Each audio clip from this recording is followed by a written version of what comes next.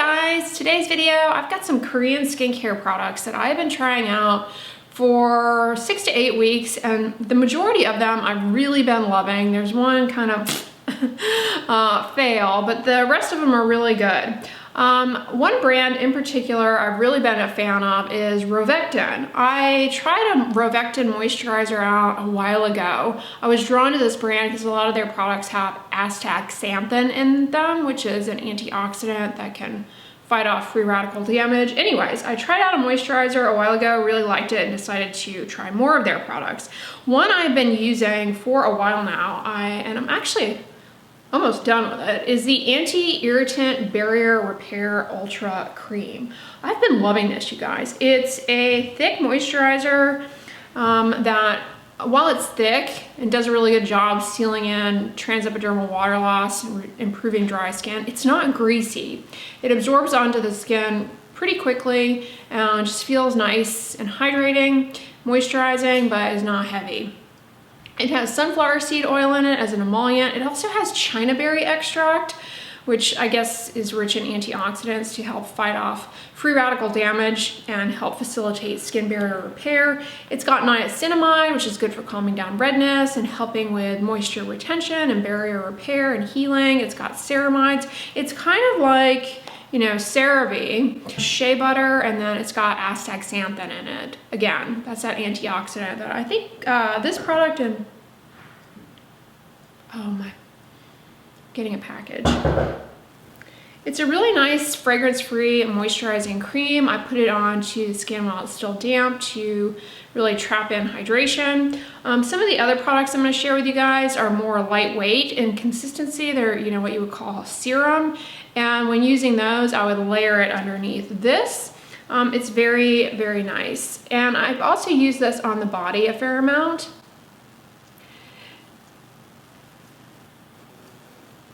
Really like it. I really like it a lot. And it absorbs fairly quickly. Again, not greasy, not sticky or anything. Really, really nice. So I've really been enjoying that. They also have a lotion version if you want something a little bit more lightweight. Now that we're getting into the summer months, you know, and there's less of an issue with like heaters drying out your skin, maybe you might want to switch to a lotion. Some people like that. Lotions just typically are a lot more lightweight than creams. They tend to be more water-based, and that's the case with their Anti-Irritant Barrier Repair Ultra Lotion. It's a more lightweight version of the cream, and I haven't used this as much as the cream, but I've used it a good amount of it, and I actually really like this too. It's just a, you know, more lightweight version of the cream. Absorbs really quickly into the skin. You can layer it. You can layer it over the serums and things if that's what you're using. I've really enjoyed both of these products tremendously. If you've got dry, irritated skin, and you're just looking for a basic moisturizer, try these out. I believe this brand is cruelty-free and vegan, and really helpful for just dry, irritated skin. If you have oily, acne-prone skin, you know, I wouldn't worry about these. One thing, people with acne-prone, oily skin, they tend to, you know, become fearful of moisturizers. But remember, with acne, there is an underlying skin barrier defect, and you do need a moisturizer. Trying to analyze ingredient lists on skincare products to figure out if something's going to break you out or, you know, aggravate your oily skin or whatnot, it's futile. You can't do that. So try it. You know, these are good. I think people with oily skin will get along well with them. They don't have a greasy feel to them, so I think you would like them. So I've really, like I said, I've really been enjoying them. All right, I mentioned this brand has some more lightweight products that you could layer on underneath the cream or the lotion, depending on which one that you go with. One, now I was really taken aback by. I was like, oh, this is just gonna be like, you know, some watery hyaluronic acid based kind of toner type product. But I have really been loving. It's their treatment lotion, the activating treatment lotion. Now this product has, it does have hyaluronic acid in it, but it's got trehalose, another humectant that helps hold onto water in the skin. So again, this is something that you're gonna wanna put on after cleansing to the skin while it's damp, to really, you know, so those humectants can hold on to that water, and then you put your moisturizer on over to seal it all in. So it's got those good humectants, but it's also got licorice root and centella. Now, centella is good for facilitating skin barrier repair and recovery. It's good for healing. If you've got really irritated skin, it's got a very calming effect. If I didn't already mention, it's got niacinamide and licorice root. Both of those are anti-inflammatory, anti-redness, and anti-hyperpigmentation. So if you're dealing with a lot of discoloration from, healing acne, those are good ingredients to have on board. And it's got panthenol, which is a good ingredient for promoting skin barrier recovery and moisture retention. One potentially problematic ingredient in this is papaya extract. I've mentioned this in other videos before. Fruit extracts, a lot of times they're mostly just water. Now, papaya does have an enzyme in it called papain that can be very irritating. I don't know if that's going to be present in the papaya extract. I imagine it's mostly water. So it didn't cause me any problems, but that is one ingredient that, maybe if you've had issues with papaya in the past, you would want to avoid. If you have allergy to papaya or latex allergy, sometimes it can cross-react with papaya. So just be aware of that. But I really like this, you guys. I was taken aback. I definitely see an improvement in moisture retention and skin hydration. I see an improvement in just overall skin tone, luminosity, and glow. I have been really seriously impressed with this product. I mentioned recently I've been impressed with a product from First Aid Beauty, their hydrating oat toner. Both that and this have really been wowing me lately as far as, toners, serums, whatever you want to call these liquids that you layer underneath moisturizers. I've really seen benefit with both products. It doesn't have the oat like that does, which is good for, the beta-glucans and things. If you're seeking a humectant-rich hydrating toner that's going to just help with moisture retention underneath your moisturizers, this is a really good one. Like I said, I've been very impressed with this. I also tried out their aqua activating serum. You can see I have used quite a bit of this, actually. I'm almost done with it. It will make an appearance in my next empties video at the beginning of the summer. And this product is thicker than this, but more lightweight than like the cream or the lotion. So this is something that you can layer on underneath the cream or the lotion. Very similar ingredients to some of the other products. It's got hyaluronic acid and trehalose to help hold in hydration. This product, unlike the others though, has some low molecular weight peptides, which, in theory get into the skin and help promote healing. It's also got niacinamide, again, anti-inflammatory, anti-redness, and anti-hyperpigmentation. Yeah, I go back and forth, like which one should you get? It's kind of hard to say. They both offer similar benefits. This one does have a licorice root. I don't believe that the serum does. So you get a little bit more in terms of anti-redness, anti-irritation, and anti-hyperpigmentation from this. But if you're somebody who likes to have something that is a little bit thicker as far as texture, you may prefer this. Sometimes things that are thicker and have just more texture to them are easier to spread out on the skin more evenly, whereas liquids like this, you can end up with patchy application, I find. It can just be a little bit more challenging to apply things like this. You can certainly use both, together. I would say this first and then this.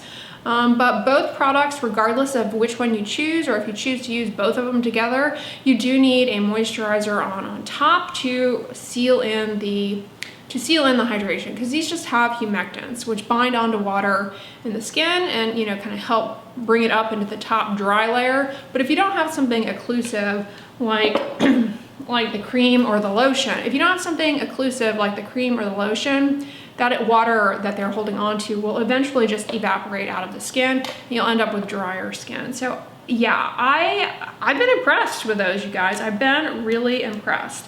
This is not sponsored by Rovectin. I know it probably seems that way. I'm not affiliated with Rovectin. This one I'm almost finished with. It's their cleanser. When it comes to cleansers, it's hard to wow somebody with a cleanser. That being said, this meets criteria for a good cleanser. It's very gentle. It's not, I don't know the pH off the top of my head of this, but I believe it's in a desirable range to not be, you don't want a cleanser that is too high of a pH that can really impair the moisture barrier and just really strip your skin lipids. This is very gentle. It has glycerin, hyaluronic acid. I mean, it's a very simple, gentle, yet effective cleanser. It does generate a little bit of a lather, but it's not excessively foamy. Now, if you wear makeup or water-resistant sunscreen, I do recommend using an oil-based cleanser to break up the film first. And then as part of the double cleanse, this would be a wonderful second cleanser. I mean, that's how I used it. So if you were just in the market for a cruelty-free, I think this is vegan too, a cruelty-free, gentle, fragrance-free cleanser, you want to try out a K-Beauty one, give this a try. It's very good. But you know, if you've got one that you're using and you like and is not causing irritation, I wouldn't just drop everything and run out and buy a cleanser. You know, cleansers are just kind of a dime a dozen, but this one is good. But these that I have been trying out, I've really seen results with as far as just better skin hydration. The other nice thing about these products, I've tried using them in the morning, even though you guys know I do very minimal to no skincare in the morning. All I really do is put sunscreen on, but I have given these a go in the morning just to kind of see how they do under sunscreen. I haven't gotten any pilling with the sunscreen on top of these once I allow them to dry and absorb fully. This is one that I have tried out for probably about 5 weeks in total, and I just kind of put it on the back burner because I've been underwhelmed by it. And I was really optimistic about this product because it has some really good ingredients. Green tea, ferment, so I was thinking this is gonna be, you know, helpful for irritation. It's gonna be, you know, anti-redness. It's also got ceramides, it's got licorice root in it, it's got some peptides in it, copper peptides, which can help with, in theory, they can get into the skin and help boost up collagen production. So I was really optimistic about this, but as the name implies, it is watery. And it's one of those things where you're using it and you're like, I'm trying to give it the benefit of the doubt, but I really just feel like I'm just putting water on my face. So for me, this really was just kind of disappointing. I felt like I was just putting water on my face. But that being said, you know, depending on the nature of your skin and what particular skin concerns you may have at baseline, it might explain why some people see results with a product like this, whereas others, such as myself, do not. So always keep that in mind when people review something that you've used and liked and saw results with, and they're like, this didn't work for me. You know, it's not bad, it didn't cause any irritation or problems, but as I said, it's just kind of one of those things where you're like, am I just putting water on my face? Next up is a really good product, again, from that K-Beauty Advent Calendar, is by Wishtrend. You know, Wishtrend is a brand that I should pay more attention to because any product that I have come across from them, I've really ended up liking and appreciating. Like, they've got a mandelic acid toner. Mandelic acid is really good for just some gentle exfoliation as well as improved moisture retention. That product's very good. Anyways, this is their sulfur 3% clean gel. Love this. This is amazing because it's got sulfur in it. Now, sulfur can be a little drying, but otherwise it's very easy to tolerate for people with sensitive skin and rosacea. It is a good ingredient for acne and rosacea and perioral dermatitis. It's anti-inflammatory, antibacterial. Sulfur in a product like this is safe during pregnancy. So if you're dealing with some acne flares, especially under the mask, give this product a try. It's free of fragrance and it's a very nice moisturizing gel consistency. You can use it as a spot treatment. As a matter of fact, I would recommend just trying it, as a spot testing at first to make sure it's not too drying for you. And even though it has sulfur in it, it's not smelly. It doesn't smell particularly strong. It does have some low molecular weight alcohol, if I remember correctly, which can make it a little bit more drying, but I didn't find that to be the case with this. So this product is particularly good for those of you dealing with maskne, because maskne is a little bit like perioral dermatitis. It's kind of an irritant reaction to the combination of trapping moisture and then irritants onto the skin, under the mask, under occlusion. Kind of some of the same things that happen with both perioral dermatitis and rosacea, but acne-like as well, and people who maybe have a background of acne or even, you know, suffering even more with it. Try this out, at least as a spot treatment. Put it on at nighttime, see how you do. And honestly, it's not super irritating. You could try wearing it under the mask during the daytime to have a little bit of extra anti-inflammatory on board. Although if it is too drying for you, then maybe just reserve it for the nighttime. Really have been happy with this product. It's very good.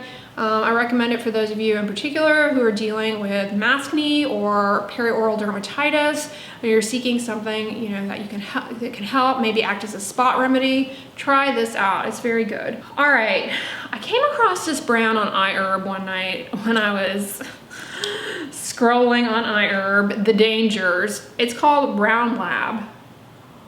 Okay, but this product by Round Lab comes in a jar, and it is their mugwort calming cream. $25.20 I paid for this on iHerb, and it was worth it. You guys remember, was it last year? I tried out the I'm From mugwort cream and fell in love with it.